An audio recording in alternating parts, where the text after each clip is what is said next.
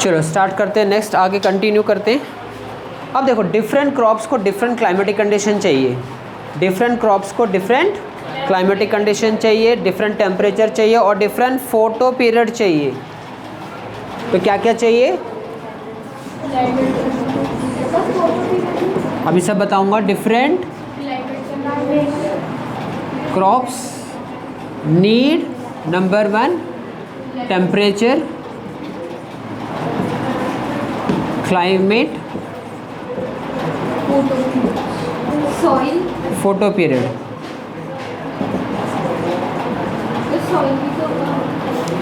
हाँ, सॉइल भी है, अलग अलग सॉइल मतलब क्लाइमेटिक कंडीशन, सॉइल, टेम्परेचर, है ना। तो अंडरलाइन कर लेना इसको।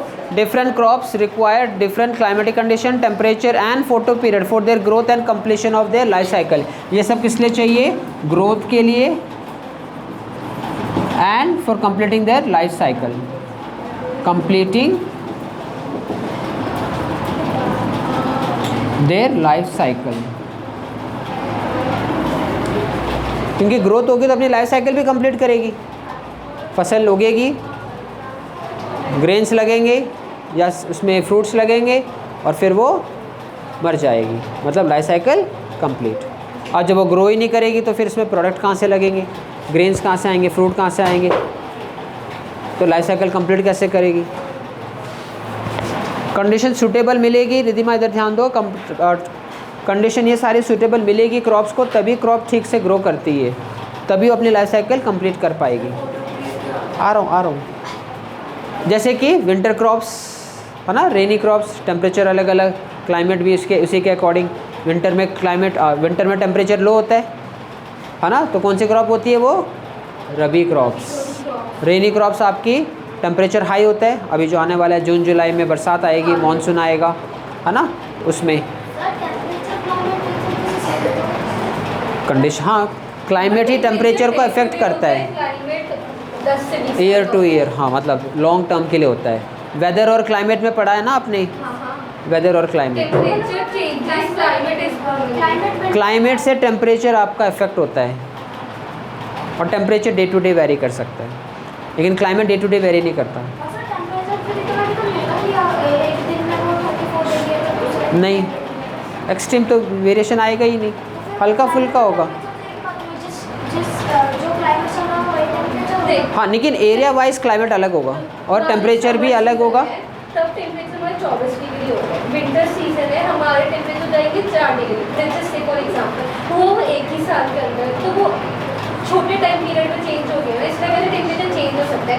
क्लाइमेट 10, 20, 30 साल तक एक ही रहेगा, ठीक है, चेंज नहीं होगा। हिली एरिया का क्लाइमेट ठंडा होता है, तो टेम्परेचर भी, क्लाइमेट और टेम्परेचर आप कह सकते हो सिनोनिमसली यूज़ कर सकते हैं, क्योंकि जैसा क्लाइमेट होगा ऑलमोस्ट टेम्परेचर उसी पे डिपेंड वैसा ही होता है, ठीक है। लेकिन ये मतलब नहीं कि रेनी में टेम्परेचर क्या होता है, हाई होता है, बस मॉइस्चर ह्यूमिडिटी बढ़ जाती है, वाटर अवेलेबिलिटी बढ़ जाती है, लेकिन विंटर में टेम्परेचर लो हो जाता है, क्योंकि क्लाइमेट, विंटर आ गया आपका, सर्दी आ गई, तो टेम्परेचर लो हो जाएगा। टेम्परेचर क्लाइमेट पे डिपेंड करता है, कह सकते हैं, बिल्कुल सही है, ठीक है ना, क्लियर। फोटो पीरियड पे आ जाओ। फोटो का मतलब और पीरियड का मतलब, फोटो मतलब लाइट, वो पिक्चर नहीं, ये वाला लाइट वाला है, और पीरियड मतलब ड्यूरेशन। तो क्या बन गया ये, ड्यूरेशन, मतलब लाइट की ड्यूरेशन जो प्लांट को चाहिए for completing the life cycle, flowering, growth, उसको बोलते हैं फोटो पीरियड। और इसके अकॉर्डिंग 3 तरह के प्लांट्स होते हैं, short day plants, long day plants, neutral plants. ये एक्स्ट्रा इन्फॉर्मेशन है। Short day plants, long day plants, जिनको 12 घंटे से ज़्यादा लाइट चाहिए वो लॉन्ग डे प्लांट्स होते हैं, जिनको 12 घंटे से कम लाइट चाहिए शॉर्ट डे प्लांट्स होते हैं, जिनको जो मर्जी कुछ भी मिल जाए वो न्यूट्रल प्लांट्स हैं, वो नखरे नहीं करते। एग्जाम्पल जैसे कि आपके लेट्यूस हो गए, टोमेटोस हो गए, है ना, क्लियर, ये सारे आते हैं इसमें। लॉन्ग डे में मेज़ आ गया आपका,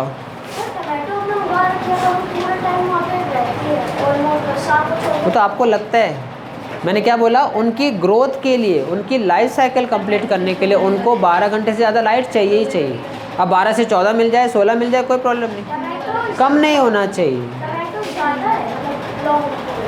उनसे कम नहीं होनी चाहिए। अब शॉर्ट डे वालों को अगर आप लाइट ज़्यादा दे दोगे तो प्रॉब्लम हो जाएगी। शॉर्ट डे वालों को 12 घंटे से कम चाहिए। 12 घंटे से कम लाइट दोगे तो वो अपनी ग्रोथ अच्छे से करेगा। लॉन्ग डे वालों को 12 घंटे से ज़्यादा दोगे, अब उससे 12 घंटे से कम दोगे तो फिर प्रॉब्लम हो जाएगी। लेकिन जो न्यूट्रल वाले उनको तो कुछ भी दे दो, ठीक है ना। तो वो कैटेगरी बनाई हुई है हमने।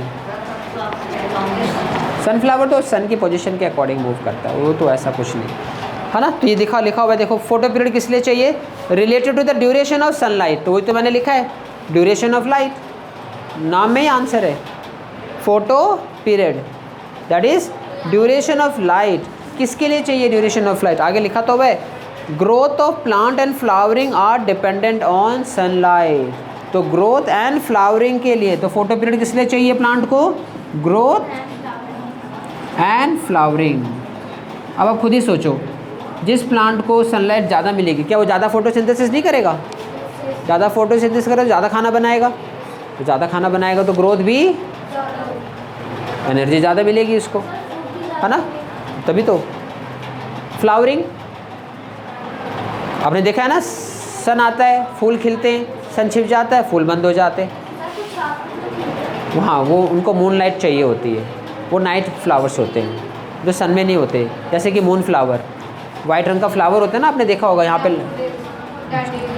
ऐसे ऐसे वाले जो फ्लावर होते हैं ना, कप शेप के वाइट वाले देखे हैं आपने, यहाँ पे लगते हैं जो जंगली, वो मून फ्लावर है। वो अभी बंद मिलेंगे आपको, रात में खिल जाते हैं।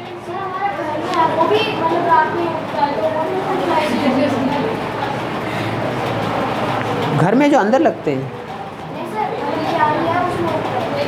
तो देख लेना, मुझे पता नहीं कौन सा फ्लावर है। उसको नाइट फ्लावर क्या मतलब, रात में खिलते हैं, ज़्यादा नहीं, ठीक है ना, हल्की फुल्की चलेगी तभी, मतलब उनको हल्की फुल्की लाइट चाहिए जो मून लाइट में होती है, तो इसीलिए तो उनको मून फ्लावर कहते हैं बेसिकली, क्योंकि वो मून की लाइट में ही खिलते हैं। और जो नॉर्मल बाकी फ्लावर जो होते हैं ज़्यादातर वो तो आपके सन में ही खिलते हैं, सन आता है तो खिलते हैं, बाकी बंद हो जाते हैं नॉर्मली, है ना। तो इसीलिए अब जब तक फ्लावरिंग नहीं होगी तो फ्रूट कहाँ से आएगा, सबको पता है फ्लावर के बाद ही फ्रूट आता है। इसीलिए तो ग्रोथ सनलाइट से फोटोसिंथेसिस ज़्यादा होगी, फ्लावर ओपन होगा तभी तो पॉलिनेशन होगी, और पॉलिनेशन के बाद ही फर्टिलाइजेशन और फिर फ्रूट डेवलप होता है। इसलिए फ़ोटो पीरियड ज़रूरी है क्रॉप्स के बेटर ग्रो के लिए, बेटर ग्रोथ के लिए, है ना।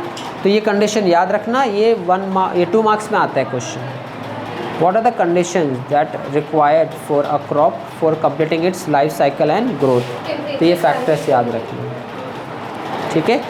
हर क्रॉप का अलग अलग टेम्परेचर होता है, जैसे विंटर क्रॉप, समर क्रॉप्स, हमारी ये क्रॉप्स होती हैं। अब ऐसा, अब देखो, अगर मैं पैडी को चाहूँ तो मैं अगर उसको ग्रो कराना चाहूँ विंटर में, तो क्या वो ग्रो नहीं करेगी? ग्रो करेगी, लेकिन अच्छे से नहीं करेगी। उसको पानी दे रहे हैं, मिट्टी दे रहे हैं, कंडीशन सब कुछ दे रहे हैं, लेकिन ठीक से ग्रो नहीं करेगी। हाँ, क्योंकि टेम्परेचर कैसा है, लो है विंटर में, और वो तो रेनी क्रॉप है, पैडी, धान। ये क्वेश्चन आता है एग्ज़ाम में, ये क्वेश्चन एग्ज़ाम में आता है कि पैडी विंटर में क्यों नहीं ग्रो कर सकती, क्योंकि सूटेबल टेम्परेचर नहीं है, उसको पानी ज़्यादा चाहिए, और विंटर में तो पानी कम चाहिए होता है, क्योंकि ऑलरेडी सर्दी होती है इसीलिए। और पैडी को ज़्यादा पानी चाहिए होता है, रेनी क्रॉप है ना, तभी तो। अब उसको कम पानी दोगे, टेम्परेचर लो है, तो वो कहाँ से ठीक से ग्रो करेगी? ऐसा नहीं कि वो जर्मिनेट नहीं होगा, सीड होगा, लेकिन प्रॉपर ग्रोथ नहीं होगी उसकी, बिल्कुल। हाँ, इसीलिए तो ये फैक्टर्स आपको लिखने पड़ेंगे, टेम्परेचर के, अवेलेबिलिटी ऑफ वाटर के, ये सारे फैक्टर्स होंगे वहाँ पे। लेकिन टेम्परेचर, उसका क्या करोगे? पानी तो हम ज़्यादा भर देंगे खेत में, कोई बात नहीं, लेकिन टेम्परेचर अफेक्ट करेगा ना उसको। इसीलिए ग्रीन हाउस क्रॉप के लिए नहीं उगाते, पूरे खेत को थोड़ी ग्रीन हाउस से कवर करते हैं, छोटा सा पोर्शन कवर करते हैं, उसमें हम वेजिटेबल्स उगाते हैं, फ्रूट्स उगाते हैं, वेजिटेबल्स उगाते हैं, पॉली हाउस या ग्रीन हाउस उसको कहते हैं। पूरे खेत में नहीं होता पॉली हाउस ग्रीन हाउस, इतना बहुत पैसा लगता है इसमें, है ना, पूरे खेत को अगर कवर करना है इसीलिए, तो एक छोटे से सेक्शन को कवर करते हैं बस, ठीक है। अब आ जाओ, देखो लिखा हुआ है वही, manufacture their food in sunlight by the process of photosynthesis, इसलिए there are crops which are grown in rainy season are called. अब हम आ जाते हैं टाइप्स ऑफ क्रॉप में बेस्ड ऑन देयर सीजन। ये तो 8th में ही पढ़ा था फर्स्ट चैप्टर, है ना, खरीफ क्रॉप, रबी क्रॉप्स। तो नेक्स्ट टॉपिक आ गया हमारा types of crops based on season. चलो देखो, तो इसको कैसे लिखना है मैंने बताया था इनको 8th में, है ना, कैसे करना है ये वाला बेस्ड ऑन सीजन। हाँ नोट करना है ये तो, based on season types of crops. पहला खरीफ। अब लिखना कैसे देखो, सोइंग पीरियड, हार्वेस्टिंग,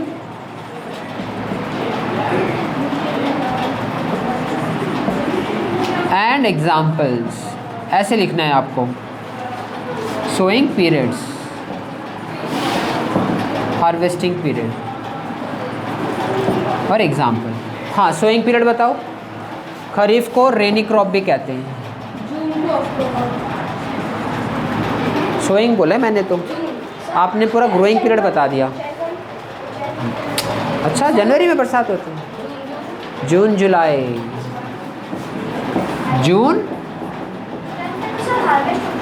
जून जुलाई सोइंग, बीज बोने का पीरियड। हार्वेस्टिंग कटाई कब होगी, सितंबर अक्टूबर, है ना, हार्वेस्टिंग कटाई होती है सितंबर, ये पीरियड है याद रखना। ये कुछ लोग सितंबर में करते हैं, कुछ लोग अक्टूबर में करते हैं। एग्जाम्पल पैडी, एक तो मैंने ही बता दिया, बाकी बताओ। और यस मेज, मेन एग्जाम्पल याद रख सकते हो, एटसेट्रा, ठीक है, क्लियर। एग्जाम्पल में कंफ्यूजन मत होना रबी और खरीफ के बीच में, आपको बहुत सारे एग्जाम्पल दे देंगे। Select the kharif, select the rabi from these, है ना, लिस्टेड क्रॉप्स, ऐसे भी क्वेश्चन आते हैं। नहीं पता, कॉमन पता होंगे, सारी कॉमन ही देते हैं, सारी तो हमें पता भी नहीं हो सकती, इतनी होती हैं क्रॉप्स। ऐसे लिखना है आपको, एग्ज़ाम में भी ऐसे ही लिखना है। ये सबसे बेस्ट तरीका है पॉइंट्स में लिखने का बजाय पैराग्राफ में, इफ़ेक्टिव भी है और आसान भी है एग्जामिनर के लिए, चेकिंग करने के लिए भी। अब आ जाओ रबी, इसको और क्या कहते हैं, विंटर क्रॉप। इसके भी वही लिख लो सेम, सोइंग पीरियड शॉर्ट में लिख रहा हूँ मैं, harvesting period, example. Sowing period बताओ, अक्टूबर नवंबर, अरे इसकी कटाई होती है, इसकी बुवाई होती है ना, तो सितंबर अक्टूबर नवंबर। हार्वेस्टिंग पीरियड अभी चल रही है ना, मार्च अप्रैल, अभी अप्रैल चल रहा है ना, तो गेहूं की कटाई नहीं हो रही है, सरसों की कटाई हो रही है ना, तो मार्च अप्रैल, मार्च अप्रैल। दो एग्जाम्पल तो मैंने ही बता दिए, सरसों गेहूँ, वीट एंड मस्टर्ड। और बताओ example, wheat, mustard, linseed, P, yes etcetera. तो चार एग्जाम्पल याद रख सकते हो, ठीक है। एनसीईआरटी के एग्जाम्पल कम से कम याद रख लो। मटर आ गया ना इसमें, पी, ये तो रहा एग्जाम्पल, देखो पीस, मस्टर्ड, लिनसीड, ग्राम, वीट, ये सब खरीफ रबी क्रॉप्स हैं।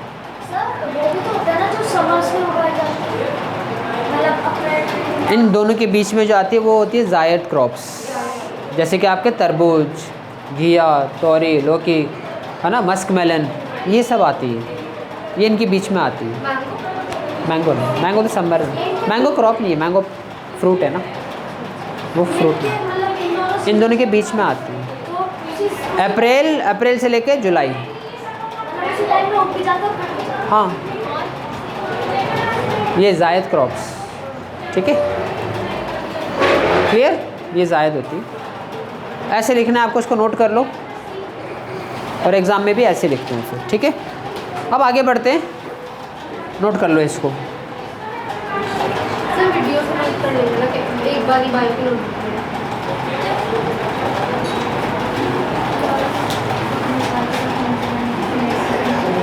देखो अभी लिखोगे ना तो अभी याद भी हो जाएगा, घर पे तो और प्रैक्टिस हो जाएगी। क्या चीज़? हाँ बिल्कुल, अच्छे से धो के आना। चलो देखो, कोई नहीं, इसको रिद्धिमा बाद में कर लेना फिर आप, ठीक है। चलो देखो अब आगे देखो, आगे पैराग्राफ में क्या लिखा है, ठीक है। देखो मैंने क्या बताया था आपको, फूड प्रोडक्शन बढ़ गया था 1952 में और 2010 तक, 52 से लेकर 2010 तक कितना प्रोडक्शन बढ़ा, 25% इंक्रीज़ हुई फूड प्रोडक्शन में। लेकिन सॉरी, फूड प्रोडक्शन में तो 4 टाइम्स इंक्रीज़ हुआ और लैंड कल्टीवेबल में सिर्फ 25% इंक्रीज़ हुआ। मतलब 25% लैंड बढ़ी एग्रीकल्चर के लिए और 4 टाइम्स फूड प्रोडक्शन हुआ। ये वही तो पीरियड था स्टार्टिंग का, ग्रीन रेवोल्यूशन का, जहाँ पर हमने हाइब्रिड सीड यूज़ किए, जहाँ पर हमने हाईटेक मशीन्स, फर्टिलाइज़र्स, है ना, इरिगेशन सिस्टम खूब यूज़ किया हमने यहाँ पे और खूब पैदावार की। 1952 से लेकर 2010 तक 4 गुना प्रोडक्शन बढ़ी, सिर्फ 25% लैंड बढ़ा। क्या? हाँ नहीं, एनसीईआरटी की स्टोरी बता रहा हूँ मैं, ठीक है।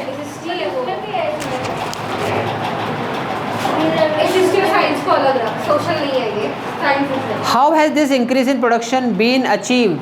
Green revolution. सीधा आंसर क्या है? Green revolution. Modern methods of irrigation, fertilisers, है ना, ठीक है। तो अभी हम आएंगे, तो ये सारे रीज़न थे। क्या क्या? Green revolution, that is hybrid seed, water irrigation, that sorry क्या कहते हैं, वाटर फैसिलिटी, इरिगेशन इम्प्रूव की हमने, मॉडर्न एग्रीकल्चर इरिगेशन प्रैक्टिस हमने यूज़ की।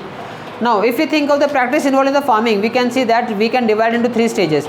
पूरे एग्रीकल्चरल फार्मिंग को हमने 3 स्टेज में डिवाइड कर दिया। पहला चॉइस ऑफ सीड, सबसे मेन है। पहला क्या है आपका? चॉइस ऑफ, बोलो, choice of seed. Seed selection तो बहुत ज़रूरी है। एग्रीकल्चर प्रैक्टिस को हमने 3 स्टेज में डिवाइड कर दिया। पहला है आपका choice of seed, that is seed selection.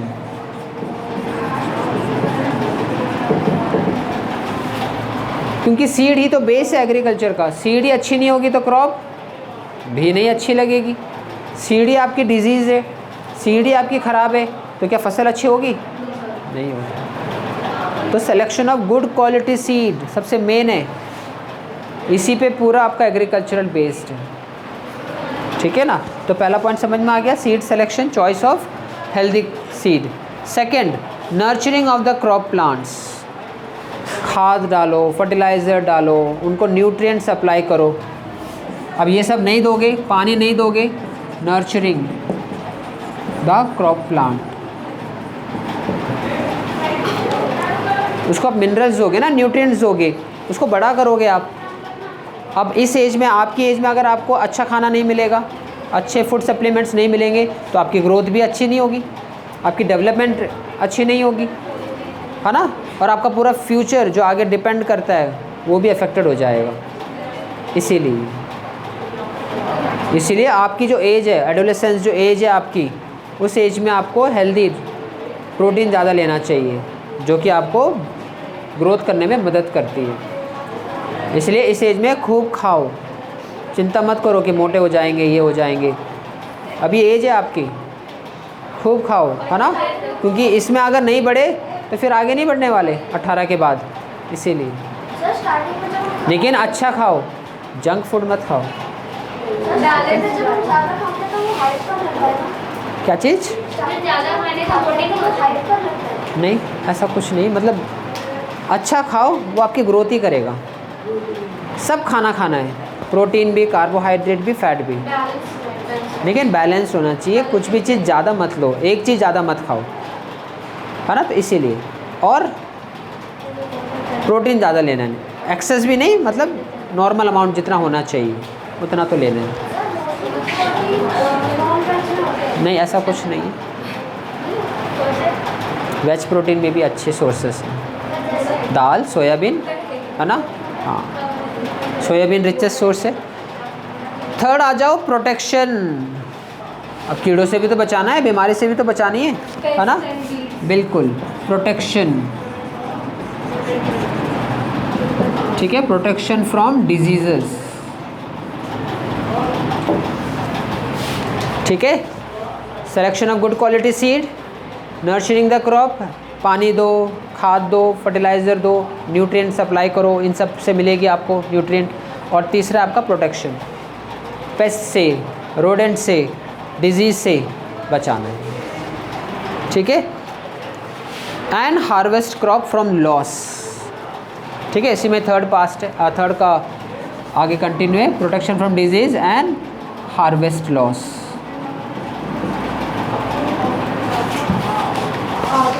Harvest loss का मतलब होता है कटाई के समय क्या होता है, जैसे कि अभी अचानक बरसात हो जाती है, आंधी आ जाती है, ओले पड़ जाते हैं, फसल कटने को तैयार थी, ख़राब हो जाती है।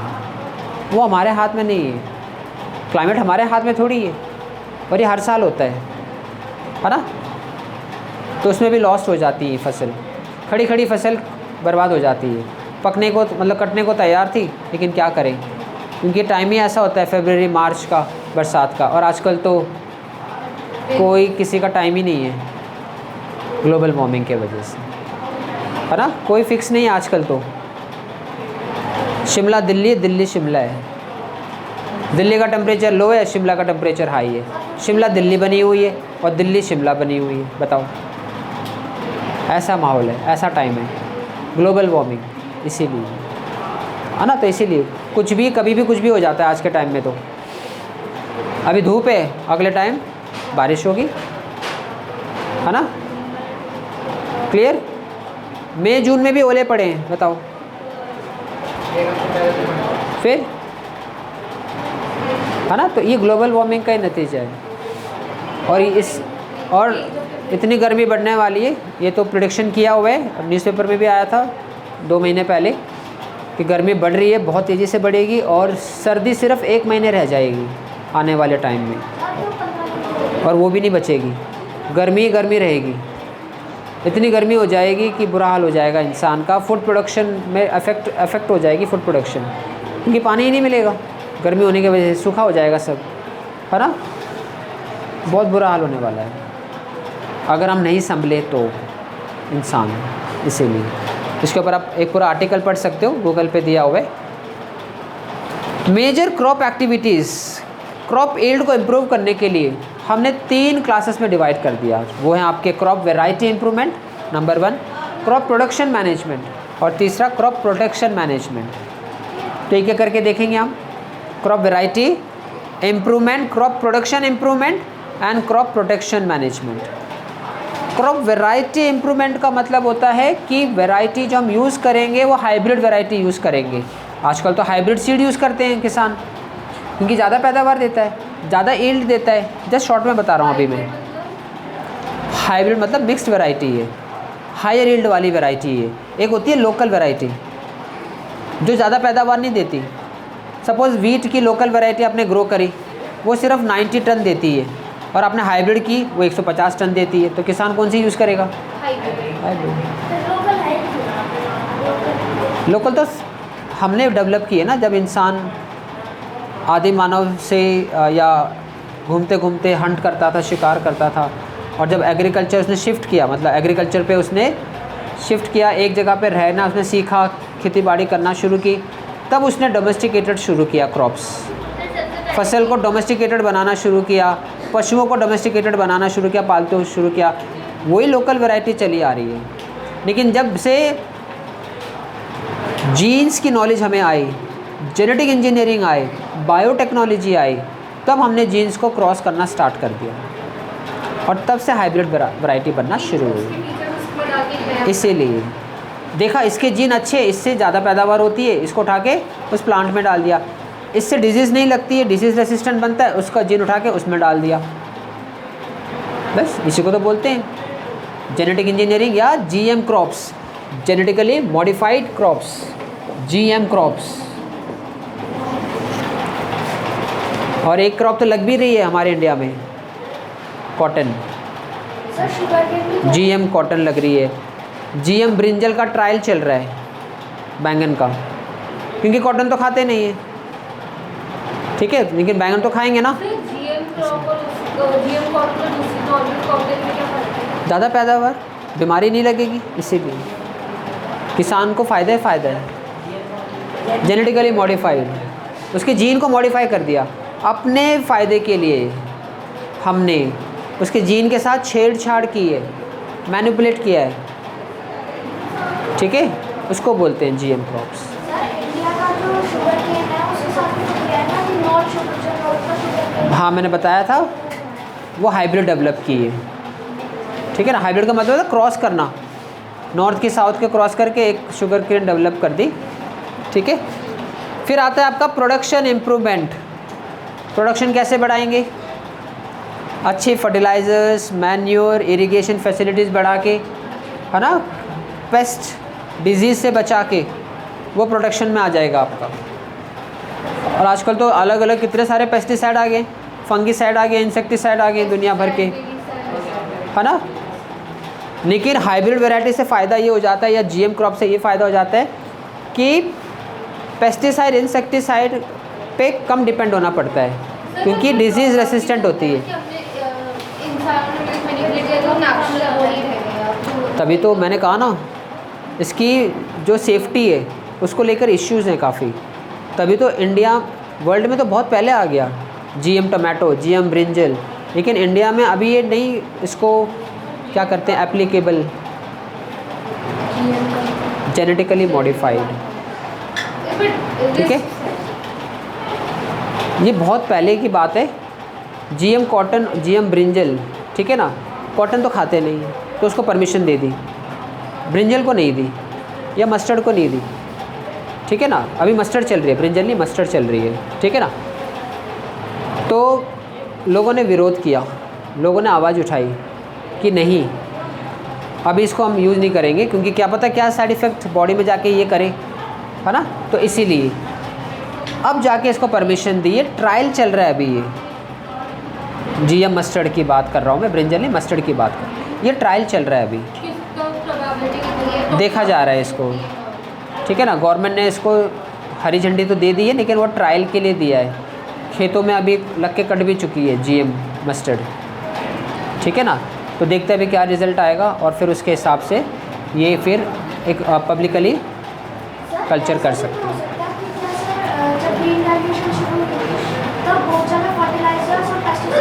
वो तो किया ही है, हाँ।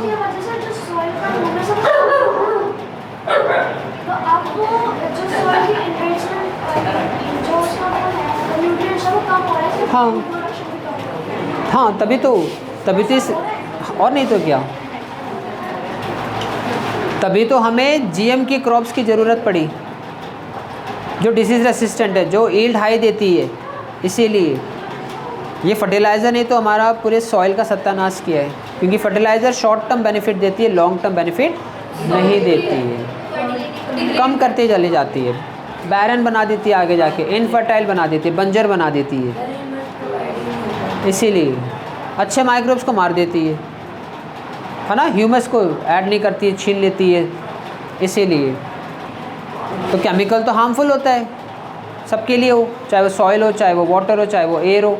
इसीलिए तभी तो फर्टिलाइज़र को हम ज़्यादा बढ़ावा नहीं देते, ऑर्गेनिक फार्मिंग को ज़्यादा बढ़ावा दिया जा रहा है, क्योंकि लॉन्ग रन में ऑर्गेनिक फार्मिंग ही आपको फ़ायदा पहुंचाने वाली है। लेकिन इंसान के पास इसमें